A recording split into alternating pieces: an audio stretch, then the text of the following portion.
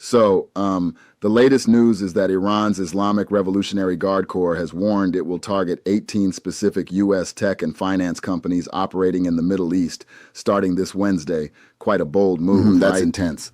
Absolutely. It's a significant escalation, almost like they're redrawing the map of what counts as a legitimate target. Yeah, exactly.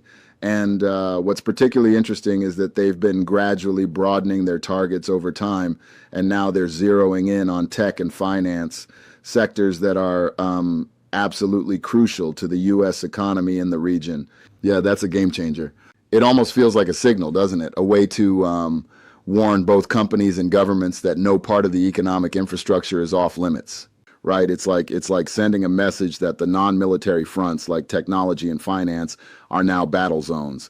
This kind of direct threat could force companies to rethink or even retract their investments in the region. But don't you think there's also another side to this? I mean, could it be more, political posturing rather than an actual operational blueprint for an attack? That's a good point. It could very well be a tactical maneuver, trying to destabilize investor confidence and pressurize U.S. interests. It might be more about creating uncertainty than launching an immediate strike. I wonder how much weight this threat carries in reality. Like, will these companies actually feel compelled to change their behavior, or is it just, rhetoric? Honestly, it's a mix, I suppose. I mean, even if nothing concrete happens, the mere anticipation of such a threat can create serious ripples in the market. It's like a shadow hanging over these sectors. True, the psychological impact on investors and corporate decision makers can't be underestimated. There's a kind of power in the uncertainty itself. Exactly. And considering how global tech and finance are interconnected, even a symbolic threat in one region could have far-reaching implications.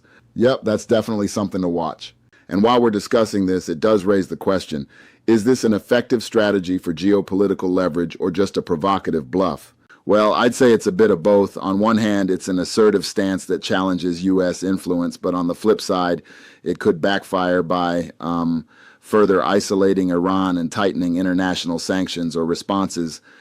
Right, that's a fair critique. So, in essence, we're looking at a situation that's as volatile as it is symbolic, a battle over economic dominance and influence that's unfolding in real time.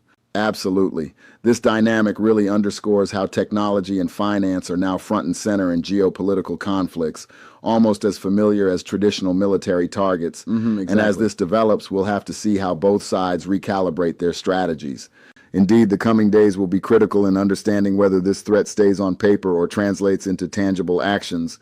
Right, only time will tell, but it's definitely a space we need to keep our eyes on. Thanks for diving into this with me. It's a lot to unpack.